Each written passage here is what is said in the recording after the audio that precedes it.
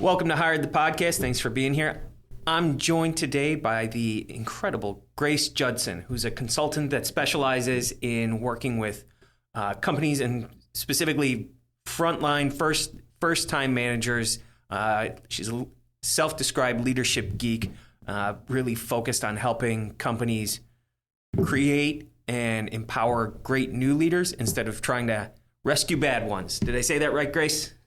Pretty much, yeah. I think there are too many instances of companies that promote somebody from individual contribution, pat them on the back, shake their hand, and say, congratulations, go forth and lead. But it's such a vastly different, I call it like a Grand Canyon-sized gap between what you have to do to be a really excellent individual team member versus what you need to know and the skills you need to develop in order to actually lead the team. Mm-hmm. Yeah, it's a totally different skill set. No matter what you're doing, sales, marketing, engineering, operations, anything. Oh, yeah. Doing that job is so different than leading people doing that. It's a totally different job.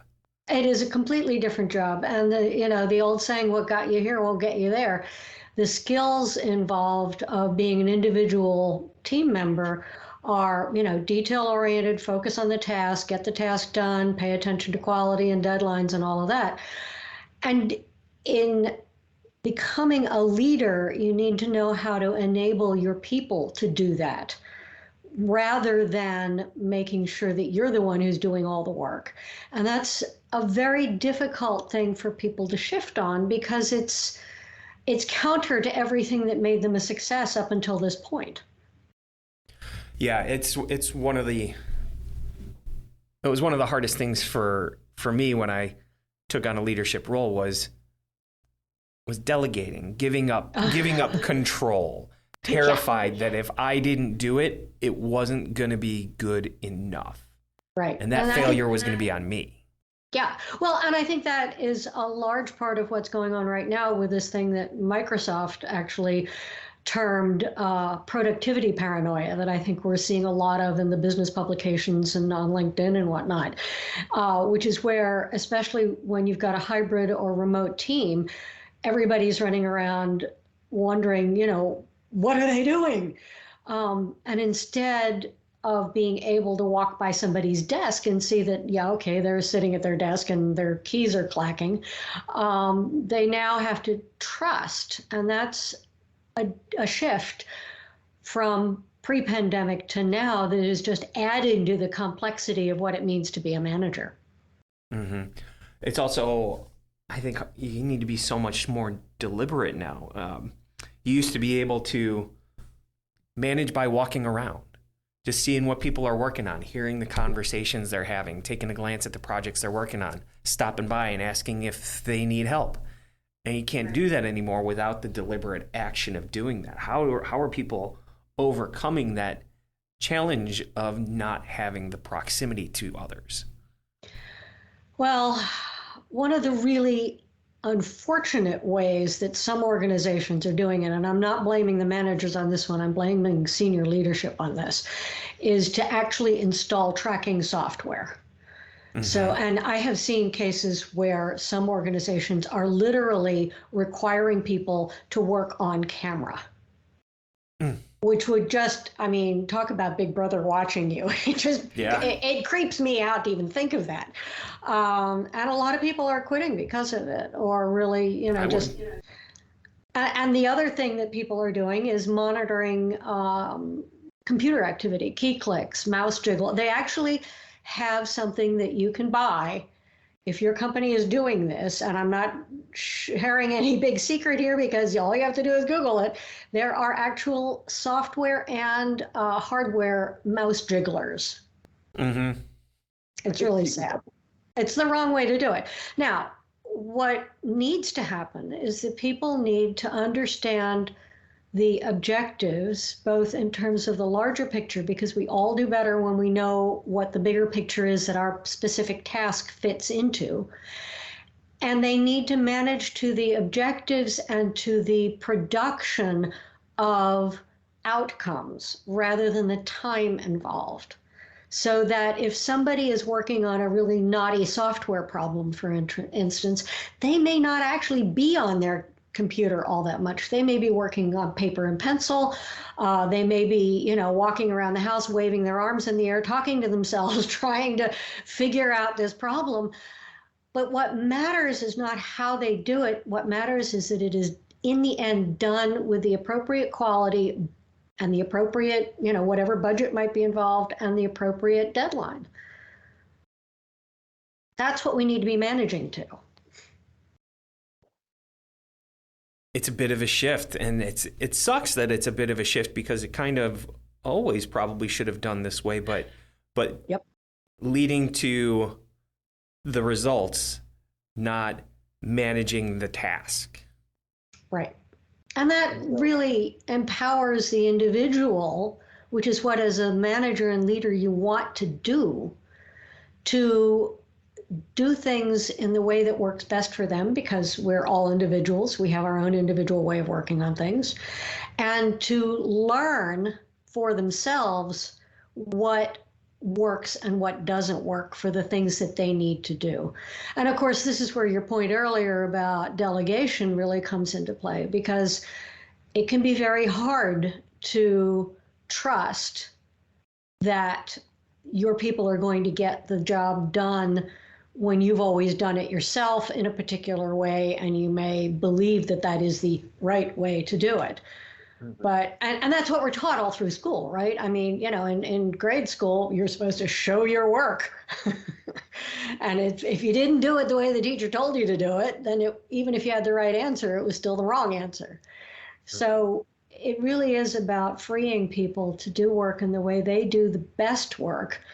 And learning how to trust is really the foundation of learning how to delegate. So how does a new manager, a new leader do that? Because I think one of the challenges for new leaders is they're usually the people that are incredibly successful at being the individual contributor.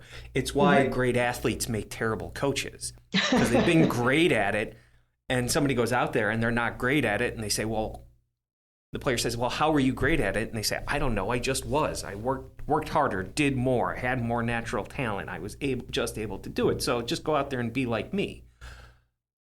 But most people can. Most people aren't great naturally. So how does a new leader help the new people that they're in charge of supporting their success? How do they help them achieve the success that they want? The responsibility, in my view, really lies with the people, the senior leadership, or the person that promoted the manager, in getting them support. It's like I said earlier, we basically are throwing people in the deep end without water wings. And we need to be able to teach them how to swim. We need to give them the support they need, whether that is formal training. I could say a lot about formal training and whether or not it actually works the way people want it to work. But understanding the skills that people need to develop in the moment, rather than dumping a ton of training on them. I'm a big fan of small bite learning, because you can't take a lot of information in and then immediately go apply it. I think everyone has had the experience, who has been in corporate or been in a professional environment for any length of time, of going to a class or going to a conference or attending a multi-day, extended workshop. And it's all great, and you're really excited, and yay, I've learned all this cool stuff. How does it actually apply in this situation? And then they just go back to the way they were doing things, because the support has to include helping people integrate it into their day-to-day, helping them try it, practice it, figure out, okay, oops, that didn't quite work, come back, get some feedback on why it didn't work, go out and try it again, because that's how we learn anything. I mean, a baby learning to walk, that's how they learn. So how does senior leadership set that up? How do they develop those programs for those bite-sized pieces the micro learning, go out and implement it, try it, fail at it, try it again, learn it, implement it, come back and here's the next piece, because it sounds really great, but business is messy. I mean, it's hard for it to be so. School is super easy, which is why school does a terrible job at preparing stuff for this. It's like, here's a problem, here's how you solve it, now do it 100 times until you have it. Right. Business isn't like that. It's not like, here's a problem, here's how you solve it, go do it 100 times in a row till it becomes a rote skill. There's almost nothing like that happens in business. Right. One of the things I often say is that management and leadership, they are technically two different things, but if you're leading people, if you're managing a team, you are a leader. You have to be a leader. Mm-hmm. And I often say that it is a big fuzzy gray ball of uncertainty. Everything is situational, from you as the individual person doing the leading, how you work, the ways you work best. You are an individual. I have a friend who is always saying we are all an experiment of one. Your people are individuals, and how they interact with you and with each other is all situational. And that is why I firmly believe that, I think the ideal answer is to create cohorts, whether within one organization. A lot of the clients I work with are smaller companies that really don't have an entire cohort of managers to put through. But what I actually find works really well is to bring managers from multiple companies. So you have 3 or 4 from 3 or 4 different companies come through as a cohort in an environment where they are getting the small bite stuff.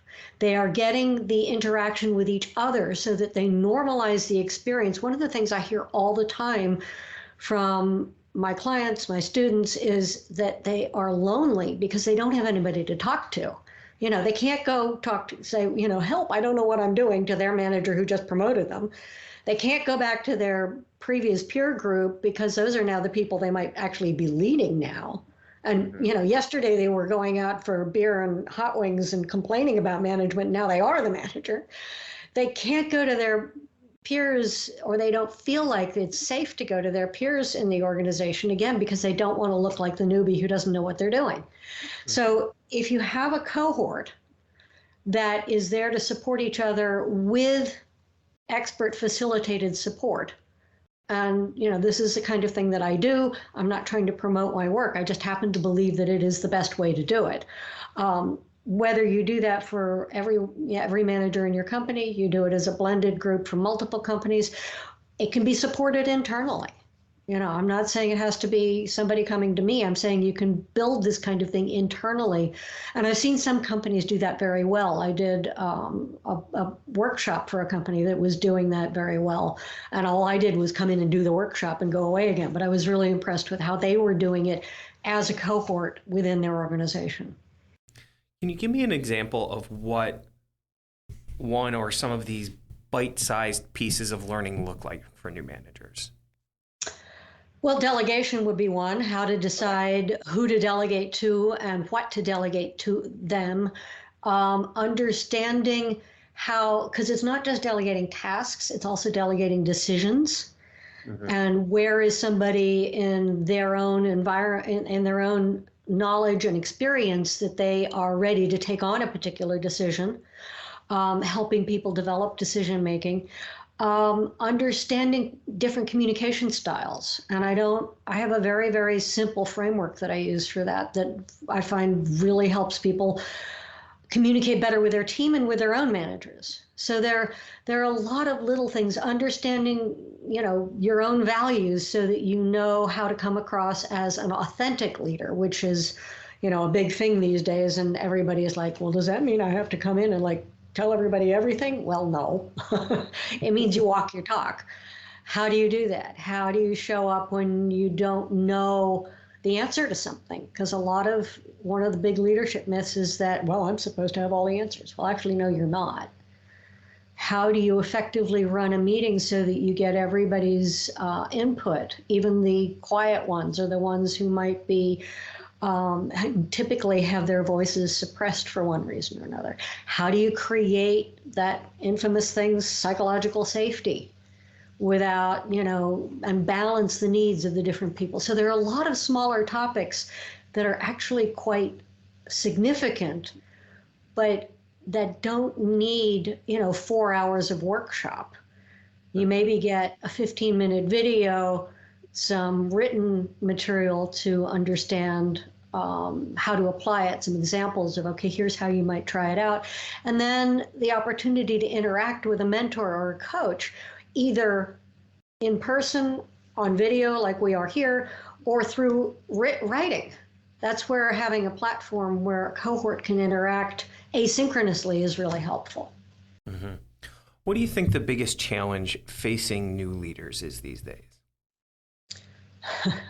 They're all big. I actually, just a slight digression, I saw an interesting statistic a month or so ago that said that many managers are quitting their management roles and going back to being individual contributors. Really? Yeah. And I was like, oof, that's tough. I did an informal survey pre-pandemic of executives, senior executives, executive coaches, HR executives, where I said, what do you think, what is the one thing that new managers really need to know and understand better than they do? And I fully expected the answer to be communication. And it wasn't. It was strategic thinking. And I think that remains true. You mentioned earlier the failures of public school systems and grade school and high school systems in general, even private schools, I think. They are not teaching kids critical thinking, which is a big component of strategic thinking. I have worked with clients who just really didn't get what it meant to weigh the nuances of different. You can't make decisions unless you know how to think critically and you know how to understand the big picture. So I think that was something that I sort of an aha moment for me pre-pandemic when I did that survey, and I think it remains the case. I think understanding context, critical thinking, and strategic thinking. And I was just in a conversation earlier today with somebody about how we have started, maybe not even started, but how we conflate strategy and tactics, so that when somebody talks about strategic, air quotes, stuff they're doing, it is often tactical stuff, not strategic. And so that's a big part of it too. So how does a new leader develop that skill? If that's the biggest challenge and it's a skill that not a lot of people are taught or taught well, everybody thinks they're great at strategic thinking, but right. TBD. So how can we work to develop that skill? Okay. Excellent question that probably has a fairly complex answer, but I'll try to make it simple. First off, as a new leader, it is on you, if your leadership isn't doing it, it is on you to go to your manager and say, hey, help me understand the context within which the things my team is working on exists. I wrote an article a long time ago that it was kind of silly, but it still illustrates this point. I was helping a friend prepare for a party, and she handed me a tomato and a knife and a cutting board and said, please cut the tomato. And I'm like, okay, great. I'm happy to cut the tomato, but is it for sandwiches or is it for salad? Because if it's sandwiches, you want slices. If it's salad, you want chunks. That's the kind of thing I'm talking about. People do far better work if they understand what the goal is of a particular task or even a whole project. What is the context? Once you understand context, you can then apply your own knowledge and awareness in a process of critical thinking to see what the best way is to get to that end. I could very easily have cut slices, and what she really wanted was for salad, and then, oops, that wasn't going to work real well. And this is the kind of thing that I think managers often either don't know themselves what the context is because they haven't asked, They then get into leadership and forget that they need to tell their managers, and they can't communicate it to their teams. And that, I think, is really the best first step, is to understand what is the company strategy, the division, if you're in a bigger company, the division or department strategy, your immediate team strategy, because it rolls down. And how does your work fit into that? And then you can make decisions about who the best person is to work on something, what the best way is to get to it. Yeah. We've been reading as a company, as leadership group, we've been reading Lencioni's 5 Dysfunctions of a Team.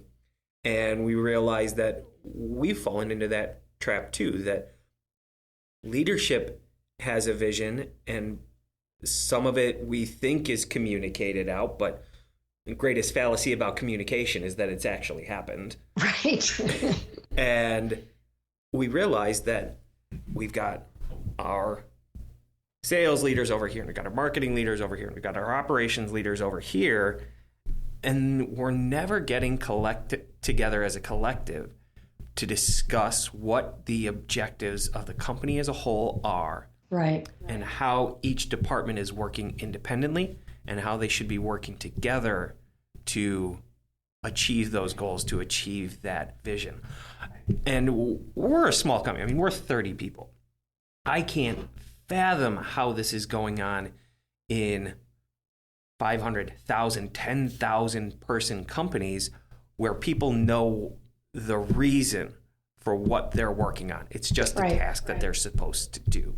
So you said you specialize in helping small, mid-sized companies, correct? And that's what most companies are. Almost all companies are small to mid-sized companies. Right. How does leadership effectively communicate the purpose of what the manager is trying to get their teams to accomplish, so the manager can then communicate to their teams the purpose of what they're trying to accomplish? This is going to sound kind of odd, but they have to know what it is to begin with. And all too often, that's for damn sure. Yeah, all too often, it's fuzzy even from that perspective. Now, let's say they do know, they've been working on something for, X number of months. Let's say it's a strategic change of some sort. What often happens is that the people who are rolling the tasks or the projects downhill, so to speak, have been so steeped in it that it's the curse of knowledge, right? They know it inside and out. And so it can be very difficult when you know something really well to communicate it effectively to somebody who doesn't know it at all. Mm-hmm. So leaders need to really get that they know this thing really well and they're trying to communicate it to somebody that doesn't know it at all. They also need to be very clear that they also may be really bored with it by then and ready to hand it off. So just get it out of my office, which does not lead to good communication. But they also need to understand the value of defining their terms. What do you mean by that? Very often we use words, like I mentioned a little while ago, strategy versus tactics. We use words that we think we know the meaning of. I worked a while ago with a leadership team. It was a small team, it was just 3 people, and came to discover that the reason that they were having so much internal conflict was because they each had a different definition of success.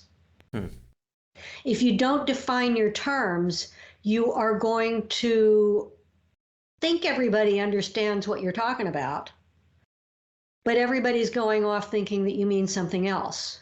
Mm-hmm. Because they're defining it. I heard a story about a leadership team that went away on a retreat, and they were talking about, what their values were. And it turned out that even though for whatever reason they were all, trapped in hustle culture, every one of them actually valued family. And they ended up sort of sitting around the room looking at each other going, wait a minute, we are not acting according to our values here. Mm-hmm. So I talk a lot about values because I think it's really important to understand what they really are. I think a lot of companies put values up on the wall on their website that they don't actually follow. It's just, pretty wallpaper. But again, even with values, you have to define your terms. What does it mean?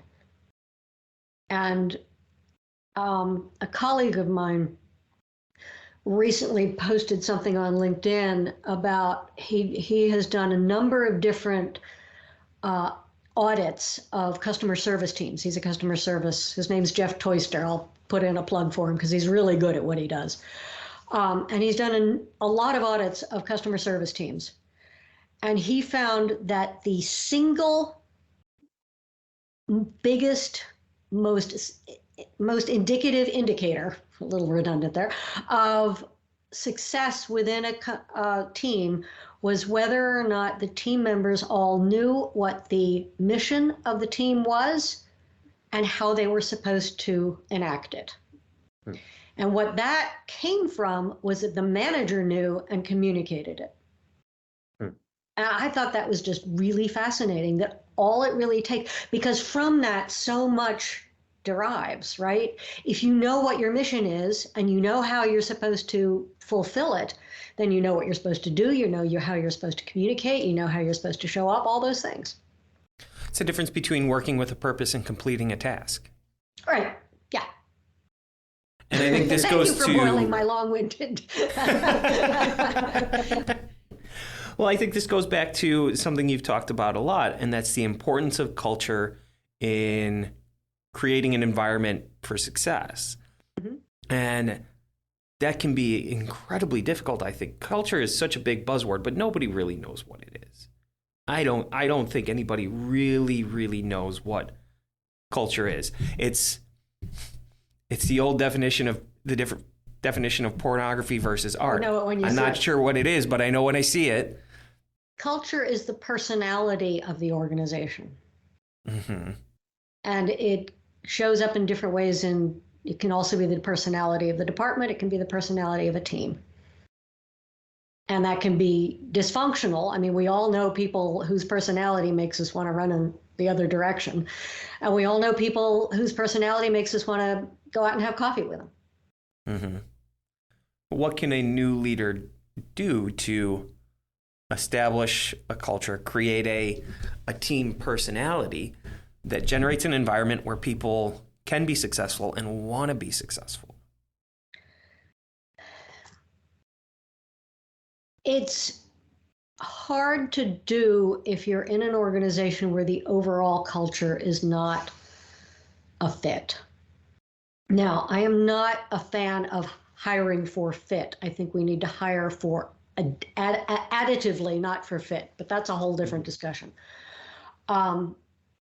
If you're working for an organization where the values are clear and well understood and enacted rather than just claimed, people are walking the talk, then you're in a really good place and you can work with that. Intentionality is everything.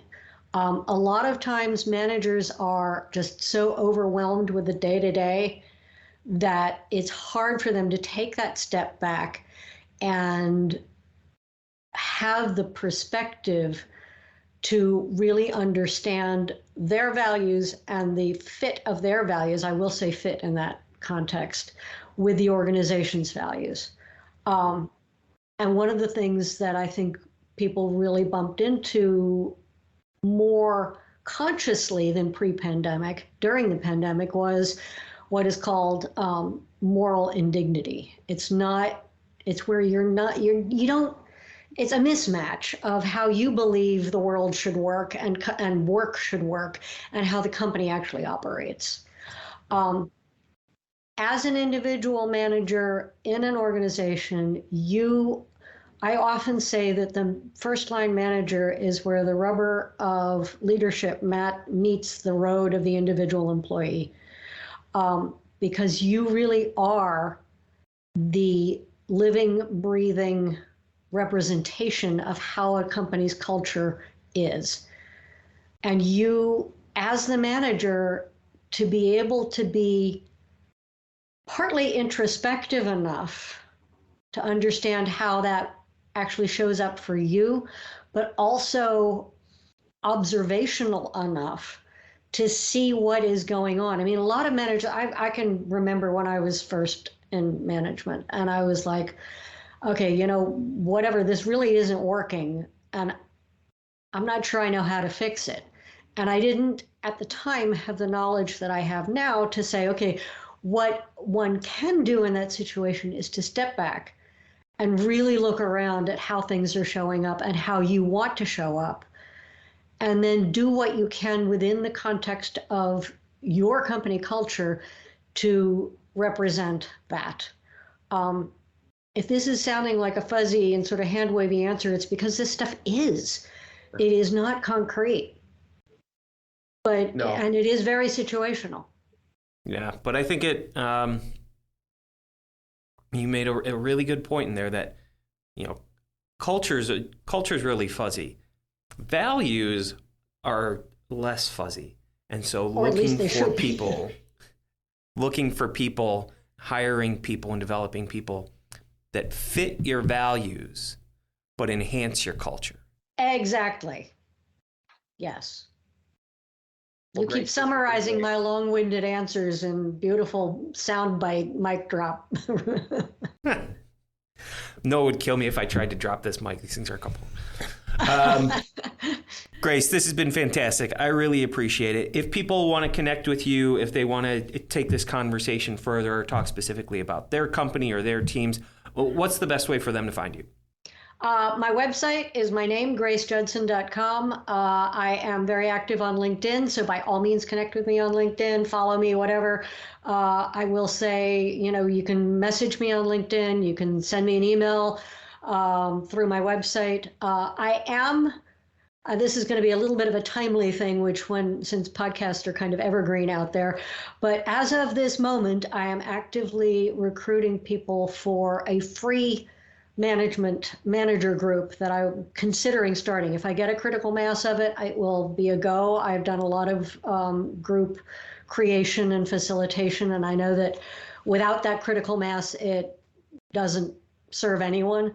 But I just want to be able to offer managers a place where they can talk amongst themselves, normalize their experience, and then get some support from each other as well as from me. That sounds like a tremendous endeavor, and I hope to get this out soon so that people can take advantage of that. Cool. This has been fun. You ask good questions. You make me think more than most podcasters do. Oh, thanks, Grace. I really appreciate that. Well, thank you again to you. Thank you to Noah Cuff, our producers, has been hired the podcast. Thanks, everyone. Talk to you soon.